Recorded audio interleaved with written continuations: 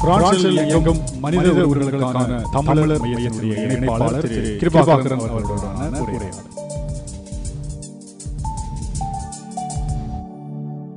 வணக்கம் கிருபாகரன் அவர்கள்.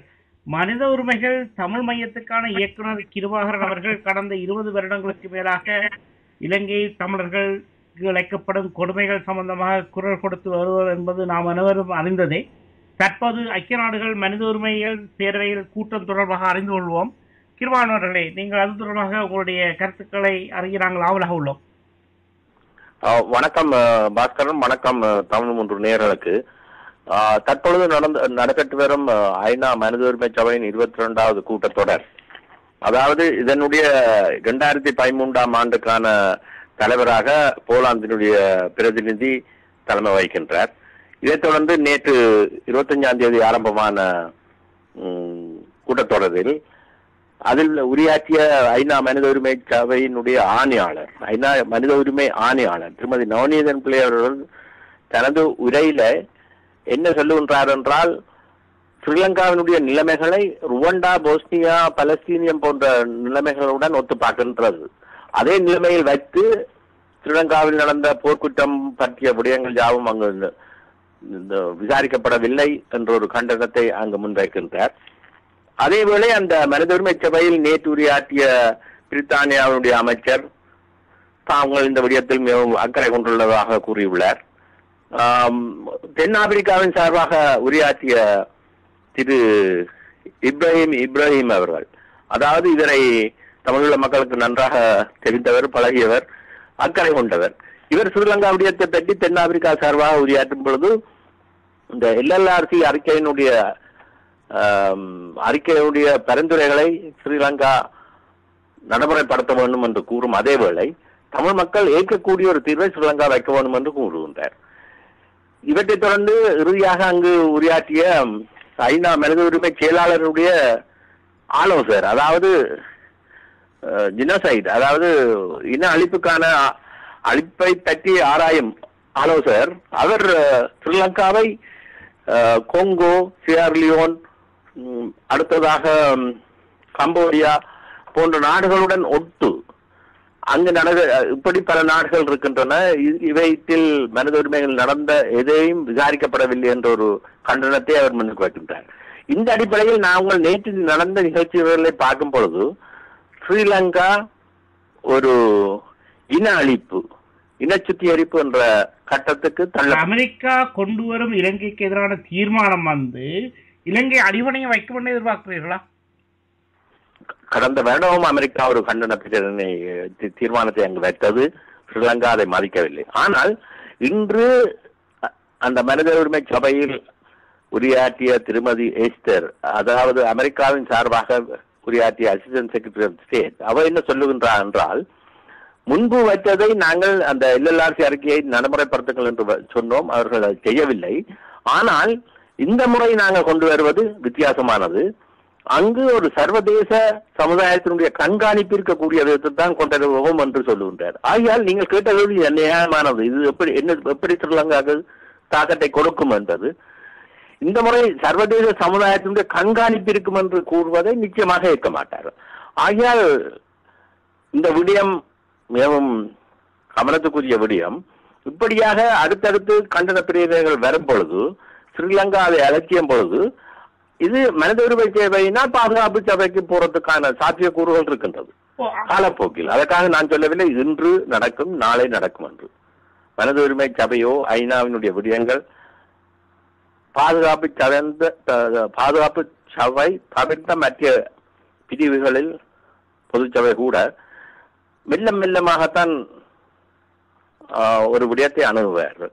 ஆனால் பாதுகாப்பு சபை இரவாக முடிவெடுக்கலாம், அவர்களுக்கு அந்த அளவு பலம் இருக்கின்றது. ஆகையால் மனித உரிமை சபையினுடைய வேலை திட்டங்கள் இப்படியாகத்தான் செல்லும். நிச்சயமாக தமிழக மக்களை பொறுத்தவரையில் மெல்லமாக செல்வது விருப்பமும் இல்லை, எனக்கும் தான் விருப்பமும் இல்லை. ஆனால் அங்கு அதுதான் விதிமுறைகள், அப்படியாகத்தான் எந்த நாடு மீதும் அவர்கள் அணுகுவார்கள். ஆகையால் இப்படியாகத்தான் அது செல்லும். நீங்கள் இந்த மனித உரிமை பேரவையில் எடுக்கப்படும் தீர்மானங்கள் ஐக்கிய நாடுகள் பாதுகாப்பு சபைக்கு எடுக்கும் என்று சொல்லப்படாத நேரத்தில் அங்கே ஜியோபொலிட்டிக்கல் இன்ட்ரெஸ்டாக இப்போ ரஷ்யா, சீனா ஒரு பக்கம் இருக்கிற தன்மை ஒன்றும் இருக்கிறது ஐக்கிய நாடுகள் சபையில் இலங்கைக்கு ஆதரவாக. அதே நேரத்தில் நீங்க சொல்ல மாதிரி மெல்ல மெல்ல போகும் என்று சொல்லுவார்படியால் ஈழத்தமிழர்கள் இந்த தீர்மானத்தை எதிர்நோக்குவதால உடனடி நன்மைகள் ஏதாவது இருக்கும் என்று எதிர்பார்க்கிறீர்களா? நிச்சயமாக அதை அடித்து கூறுவது கஷ்டம். ஏனென்றால் இன்னும் அந்த அவர்கள் சொல்லும் கண்டன பிரேரணை இந்த சபையில் நிறைவேற்றுவதற்கு குறைந்தது 2 வாரமோ ஒரு 15 நாட்கள் இருக்கின்றது. அங்கு என்ன மாதிரியான சொற்பதங்கள் வரப்போகின்றது என்பதை யாரும் இன்னும் அறியவில்லை.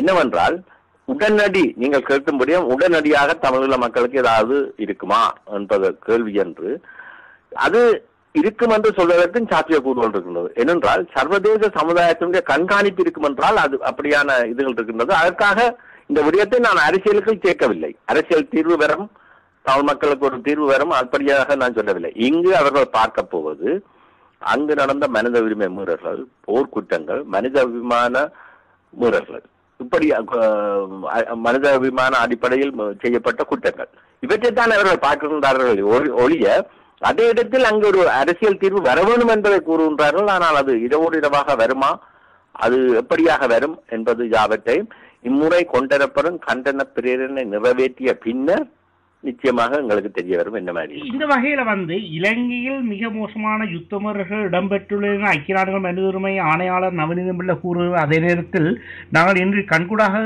கொடூரமான போர்க்குற்றங்களை இளைஞரசு செய்தது சட்ட ரீதியாக ப்ரூவ் பண்ணப்படும் சந்தர்ப்பத்தில் இலங்கைக்கு எதிராக சில தீர்மானங்கள் அல்லது அதனால் எடுக்கப்படுற நடவடிக்கைகள் தமிழ் மக்களுக்கு நன்மைகள் கிடைக்கும் என்று பார்க்கிறீர்களா? நிச்சயமாக இந்த சர்வதேச சமுதாயம், அமெரிக்கா, பிரித்தானியா, நோர்வே, பிரான்ஸ், இன்னும் பல நாடுகள் எல்லாருமாக கவனித்துக் கொண்டிருக்கின்றார்கள். இந்த விடயங்களை முன்வைத்துக் கொண்டிருக்கின்றார்கள். இங்கு நிச்சயமாக நீங்கள் கூறிய அத்தனை விடயங்களும் கவனத்தில் எடுக்கப்படுகின்றது. ஆனால் ஏற்கனவே கூறியது போல இரவோடு இரவாக அங்கு ஒரு வேலை திட்டம் பெறப்போவது இல்லை. இங்கு இந்த மனித உரிமை சபையை இவர்கள் மதிக்காமல் இருக்கும் கட்டத்தில் ஸ்ரீலங்கா அரசு பாதுகாப்பு சபைக்கு போன பின்னர் நாங்கள் எதிர்பார்ப்பது பல விடயங்கள் நடக்கலாம். இதே இடத்தில் நீங்கள் ஒரு முக்கியமான விடயத்தை அங்கு முன்வைத்தீர்கள். அங்கு சீனா, ரஷ்யா இருக்கின்றது, எப்படியாக ஒரு விடயம் சரி வரும் என்று. இது நீண்ட காலமாக நான் சொல்லி வரும் ஒரு உதாரணம். தென்சூடானை பாருங்கள். தென்சூடான், இந்த சூடான் என்ற நாடு, தென்சூடான் என்பது இப்பொழுது உருவாகியது. சூடான் என்ற நாடு சீனா, ரஷ்யாவினுடைய கைப்பொம்மையாகவே இருந்து வந்தது. ஆனால் ஒரு கட்டத்துக்கு பாதுகாப்பு சபையில் தொடர்ந்து அந்த விடயங்கள் வரும் பொழுது சீனா சூடானை கைவிட்டு விட்டது. அவர்கள் தென்சூடானுடன் ரகசியமான ஒரு உடன்படிக்கையை, ஒரு பேச்சுவார்த்தையை நடத்திவிட்டு தென்சூடானுடைய விடயங்கள் பாதுகாப்பு சபையில் வரும் பொழுது சீனா அமைதியாக இருந்து விட்டது. தென்சூடான் ஒரு புதிய நாடு உருவாகியது. ஆகையால் இந்த ஜியோ பாலிடிக்ஸ், அதாவது பாதுகாப்பு சபையில் உள்ள ரஷ்யா, சீனா தொடர்ந்து ஒரு நாட்டை காப்பாற்றுமா, தொடர்ந்து அவர்களுடைய அக்கறை எப்படியாக இருக்கும் என்பதை அடித்து வைத்து கூற முடியாது. இதுக்கு நல்ல உதாரணம் தென்சூடான். சீனா கையப்பட்டு விட்டது தென்சூடானை, அதாவது சூடானை. ஆகையால் தமிழீழ மக்களுக்கு தேவையான தீர்வோ, தமிழ் மக்களுக்கு தேவையான விடயமோ பாதுகாப்பு சபைக்கு போனதுக்கு பின்னர் நிச்சயமாக சுறுசுறுப்பாக வேலை செய்யும். இதற்கு நாங்கள் சில நாடுகளின் கைப்பொம்மைகளாகவும் அவர்களை தொடர்ந்து பல அழுத்தங்களை செய்யக்கூடிய விதத்தில் நாங்கள் அணுக வேண்டும். அதற்கான அரசியல் திட்டங்களை சரியான முறையில் ராஜதந்திர ரீதியாக நாங்கள் அணுக வேண்டும் என்பதுதான் என்னுடைய கருத்து.